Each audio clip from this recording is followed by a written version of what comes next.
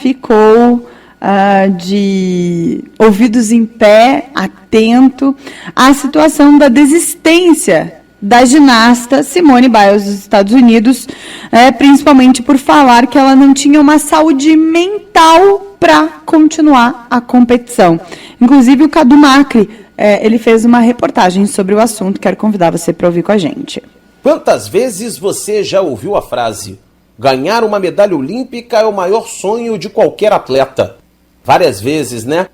Esse mantra até existe, mas assim como em toda regra, tem suas exceções. Nos Jogos Olímpicos de Tóquio deste ano, a exceção atende pelo nome Simone Biles, uma norte-americana que é um fenômeno na ginástica artística mundial e que optou por não participar do individual geral na competição. Favorita que era, Biles abriu mão de muitas medalhas para, segundo ela, preservar sua saúde mental. A psicóloga do esporte, Juliane Fetio, tenta explicar como o peso colocado em cima dos favoritos acaba minando o lado mental dos atletas. Eles já se cobram normalmente. E somado a isso, existe ainda realmente a pressão e cobrança por parte de um país inteiro, quando nós estamos falando de campeonatos mundiais, Olimpíadas. E os atletas que já são medalhistas de outras edições, eles ainda carregam o peso dessa medalha.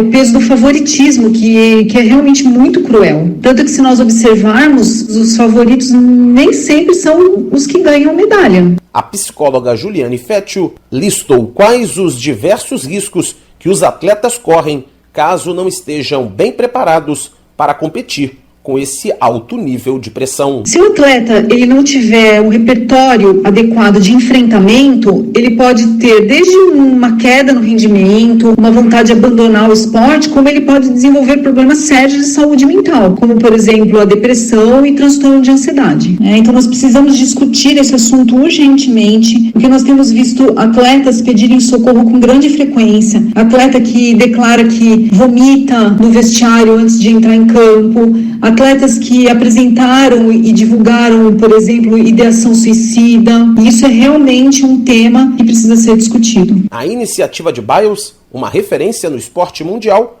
acaba beneficiando os profissionais de psicologia e também outros atletas, como revela a psicóloga Juliane Fetio. Quando uma atleta olímpica do nível da Simone fala sobre questões de saúde mental e alerta para esse tema, ela está ajudando uma classe inteira de profissionais que diariamente trabalham com isso, que no caso são os psicólogos do esporte. E também ela está ajudando muitos outros atletas que estão em sofrimento e não entendem direito o que está acontecendo. Lembrando que problemas de saúde mental dentro do esporte vêm cheio de estigma e a gente precisa romper isso.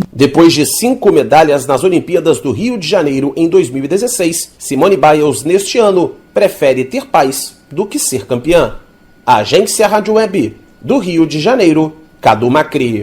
Obrigado, Cadu Macri, pela reportagem. E eu penso que não é só a saúde mental dos esportistas, mas também de todo mundo que vem vivendo uma pressão por conta da pandemia. Ela fala que é preferível ter saúde mental, ter paz, do que ganhar um ouro. Mas quantas vezes na nossa vida nós somos expostos a vários tipos de estresse e a gente não se dá conta disso, a gente não para dizer, opa, peraí, o que é mais importante? E justamente para a gente conversar um pouco sobre isso, sobre a saúde mental nas nossas vidas, a gente convidou o Dr. Ricardo Maldonado Zimmer, clínico geral, formado pela Universidade Federal do Paraná, para falar um pouco sobre a depressão, os sintomas, o diagnóstico, a prevenção, o tratamento, agora no consultório médico. No programa Amanhã Dá Mais, consultório médico. O desânimo sem fim, ele não é fruto da nossa cabeça, não. Há um desequilíbrio na bioquímica cerebral. E é sobre isso que a gente vai falar agora, sobre a depressão. Como ela se mostra, qual o diagnóstico, sintomas, a prevenção e tratamento, com o Dr. Ricardo Maldonado Zimmer, clínico geral formado pela Federal. Bom dia, Dr. Ricardo. Obrigado pela sua presença hoje ao vivo aqui na Rádio Mais. Bom dia, Carol. Bom dia, ouvintes da Manhã da Mais. Que bom poder voltar mais uma semana para a gente conversar sobre um tema tão importante que é a saúde mental, né? E uma partezinha dela que é a questão dos transtornos de humor, que é a depressão. Bom, vou começar perguntando, existem sintomas para a depressão? Existem sintomas, no caso, colocando ela como exemplo, a ginasta americana, existem sintomas, dá para a gente prever que algo mais grave aconteça, doutora? Dá sim. Eu sempre gosto de fazer uma conceituação. Vamos imaginar que a depressão hoje é um problema seríssimo, é uma das principais causas de afastamento de trabalho do mundo, né, o absenteísmo que a gente chama. É uma doença séria que, infelizmente, a população às vezes usa o termo, por exemplo, deprimido, inadvertidamente. Vamos imaginar assim, aquela pessoa que brigou com a namorada, que se desentendeu com o filho, ou que faleceu um familiar. Ela tem uma causa para ficar triste? Sim, mas essa causa é uma causa momentânea. Entender que naquele momento a pessoa está triste, ela não está com depressão. Como também uma pessoa com depressão, ela pode ter momentos transitórios de alegria, né, momentos bons de um riso, que é um estado de momento, e não uma questão de humor. Então qual que é o gancho, o pulo do gato para a gente fazer o diagnóstico? A persistência do quadro. Então vamos sinalizar alguns sintomas, por exemplo, sentimento de tristeza, um vazio, um aborrecimento, uma sensação de aflição, uma preocupação, uma insegurança, medos, só que, acima de tudo, quadros persistentes, que a gente não consegue identificar o motivo para que aquela pessoa fique daquele modo e que persista 3, 4 semanas para mais. Para mais. E isso está ligado a desequilíbrios na nossa bioquímica cerebral, doutor? Não são só pensamentos, não só são sentimentos. Existe uma alteração fisiológica do nosso organismo. Exatamente, exatamente. Eu gostaria de pegar e voltar um pouquinho, fazer uma explicação de como que funciona a nossa anatomia, porque uma vez a gente entendendo essa questão fisiológica, a gente vai conseguir se afastar daqueles comentários, por exemplo, fulano de tal está assim porque não quer melhorar, ou ele está assim porque ele não se ajuda, olha só, ele só quer ficar deitado. Então vamos fazer um passo atrás, que daí vai ficar tudo mais claro. Vamos imaginar que nosso corpo é formado por sistemas, e daí a gente vai focar no sistema nervoso central, né? Os sistemas são formados por órgãos, então a gente tem o cérebro, o cerebelo, a medula, enfim. Os órgãos são formados de tecidos, que vai fazer a parte externa, do meio e interna do órgão, e os tecidos são formados de células. As principais células do sistema nervoso central são os neurônios. E os neurônios, eles se comunicam entre si. Essa comunicação, ela tem um braço de um neurônio comunicando com o outro, sim, a gente tem essa parte física, mas se a gente for analisar bem na comunicação, a gente tem um espaço, uma fenda, chamada fenda sináptica, que é onde acontece a comunicação entre um neurônio e o outro, a sinapse, e que ali, essa comunicação ela se dá através de químicos, que são os neurotransmissores. Explicando eles, depois mais para frente a gente pode fazer um gancho com os antidepressivos, a gente tem 6, 7 neurotransmissores, mas os 3 principais são a serotonina, a dopamina e a noradrenalina. Né? Então, entender que a depressão ela tem essa base fisiopatológica porque a gente tem uma redução principalmente da serotonina na fenda sináptica. Né? Então, a gente entendendo que tem essa alteração estrutural, a gente vai conseguir olhar para o paciente com depressão e dizer assim, poxa, ele está doente, como se fosse uma outra doença incapacitante de outro sistema, de outro órgão, só que como é a questão do sistema nervoso central, a gente acaba caindo muito na questão comportamental, e aí que está o maior risco. Vamos pensar que o principal risco de uma pessoa com transtorno de humor, seja a depressão ou a bipolaridade, é o suicídio. Né? Então, se a gente conseguir se antever, se a gente conseguir entender e tratar com seriedade, que é o que a depressão precisa, a gente consegue evitar esse desfecho trágico que pode acontecer. Então, o suicídio é o caso mais grave, né, de uma depressão. É o ápice da depressão em que a pessoa não deu atenção, ou a família não teve um diagnóstico, não teve um tratamento. Né? A gente tem alguns fatores de risco para a depressão, doutor, ou até mesmo para as pessoas, né, chegarem a cometer um suicídio?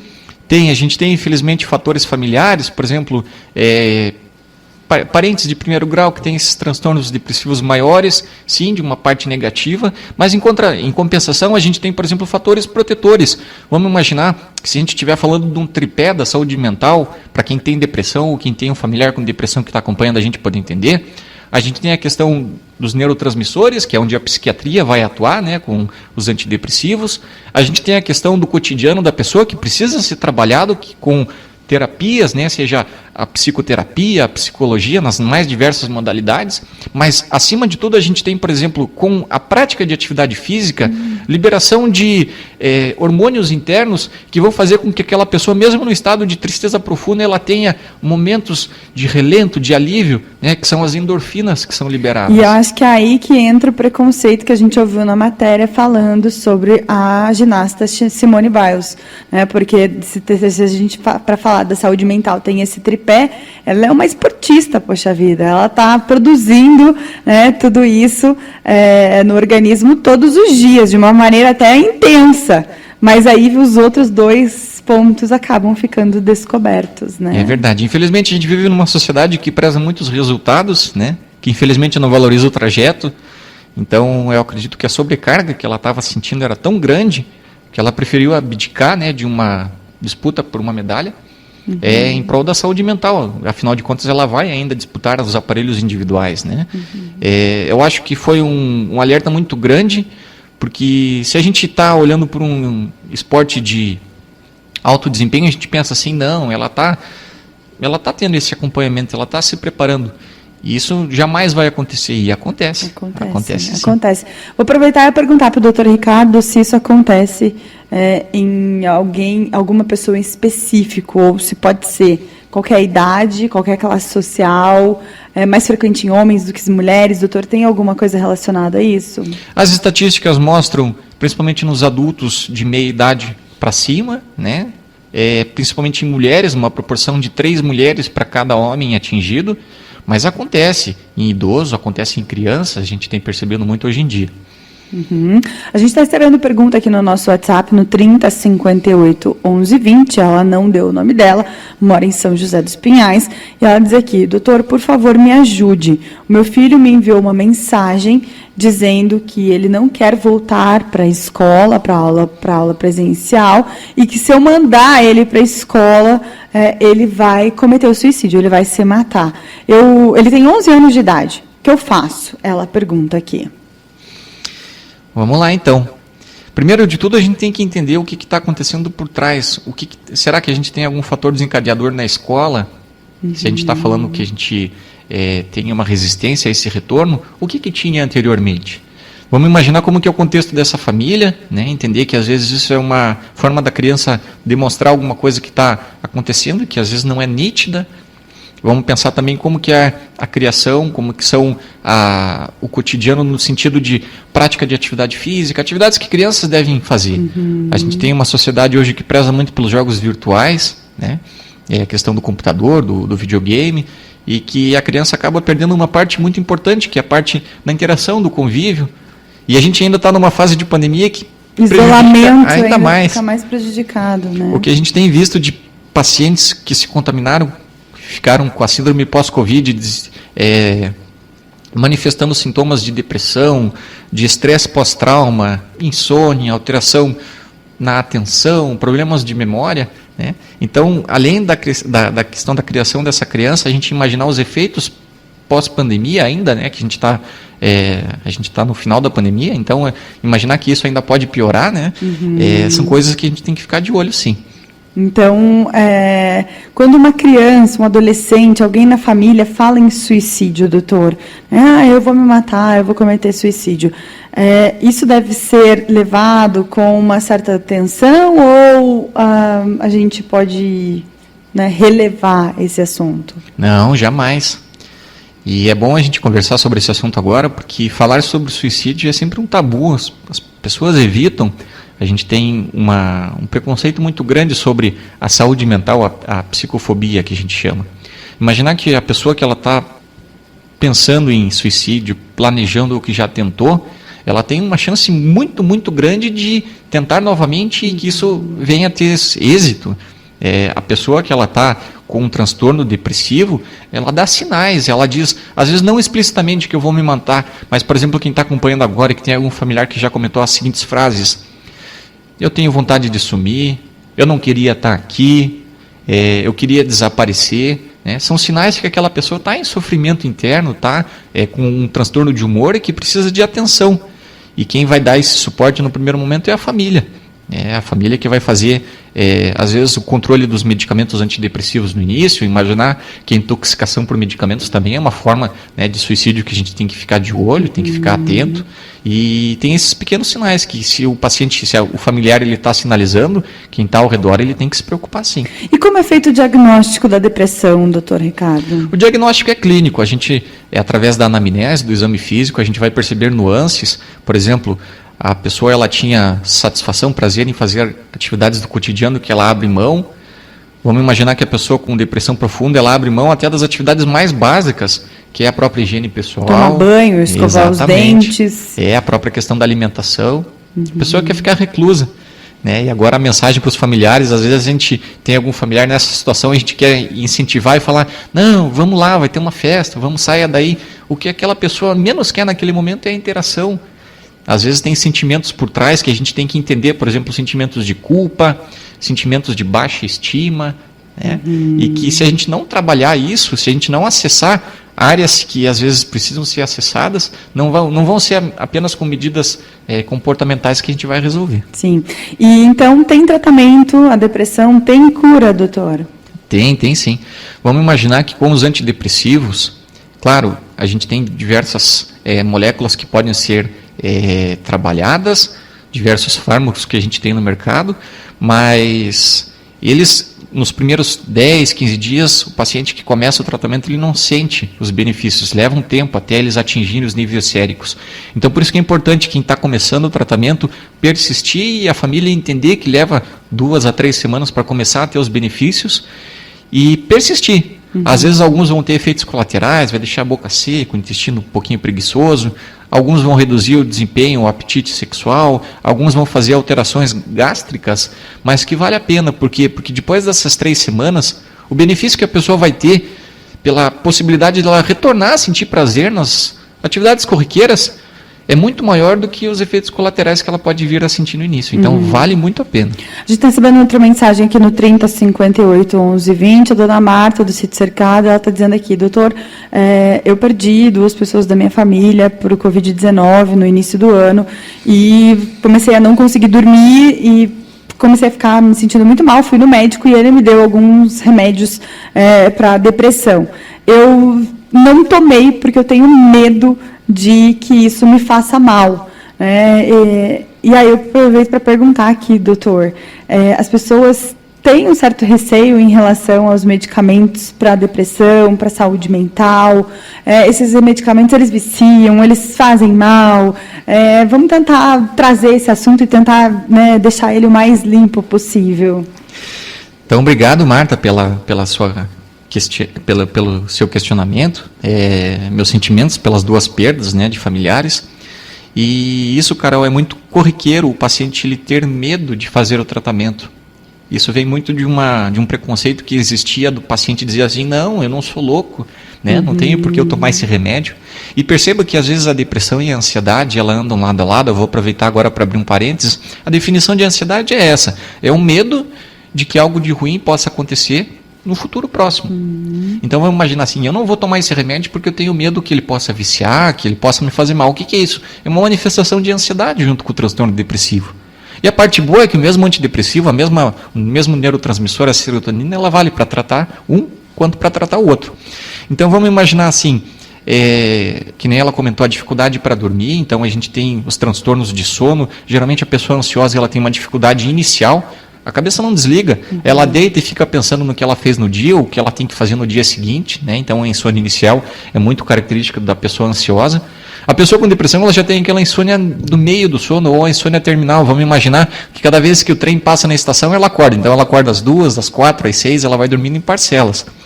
E eu digo para a senhora, dona Marta, que vale a pena fazer o tratamento, por quê? Porque vamos imaginar que teve as perdas familiares, a senhora vai passar por um processo de luto. A gente tem 5 estágios, vamos fazer um gancho também. O primeiro estágio é a negação, o isolamento. Poxa, por que aconteceu? Né? eu não acredito que isso aconteceu. O segundo estágio é a raiva, né? É natural que aconteça. O terceiro estágio é a barganha.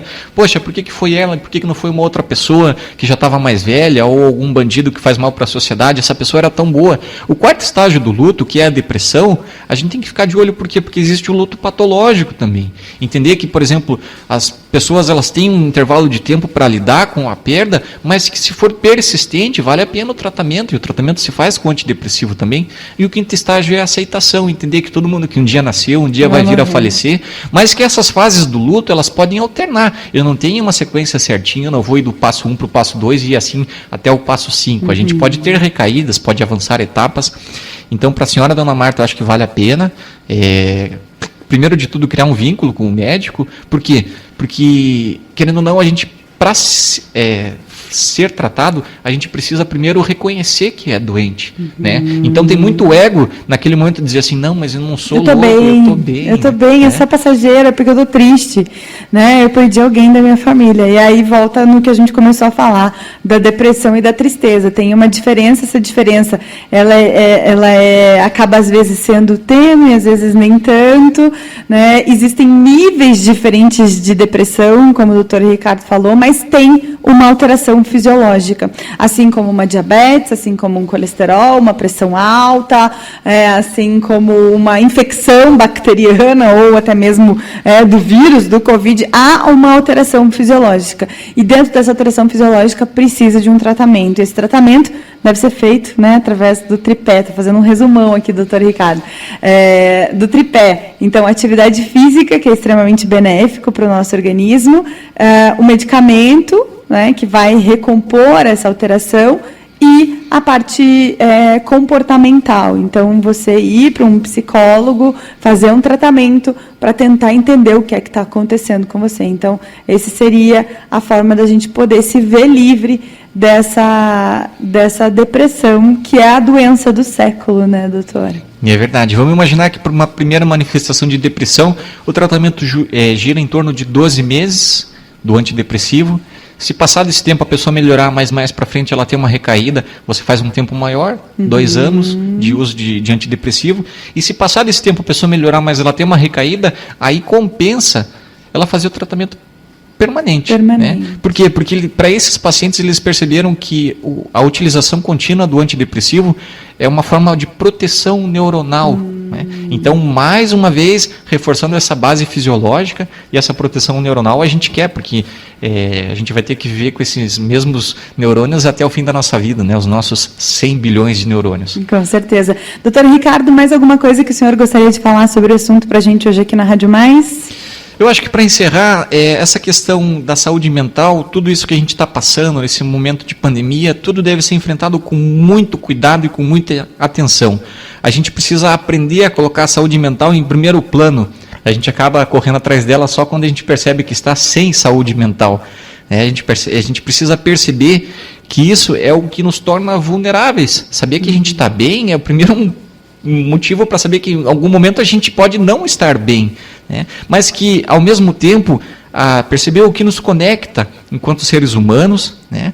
E a gente pedir ajuda é a forma mais nobre de se conectar com alguém. A gente reconhecer que a gente não está legal, que a gente precisa de apoio. Isso é uma forma de conexão muito intensa e que ela serve para a gente encontrar o que nos preenche, encontrar o que nos nutre e que principalmente o que nos faz crescer como pessoas, né? Então, vale a pena, a vida vale muito a pena, sim. Obrigada, doutor Ricardo Maldonado Zimmer, clínico geral, hoje falando aqui com a gente sobre a depressão. Mais uma vez, obrigado, doutor, pela participação. Nossa conversa fica disponível no site radiomaisdigital.com.br e também o podcast no Spotify. É só procurar no aplicativo por Rádio Mais Manhã da Mais.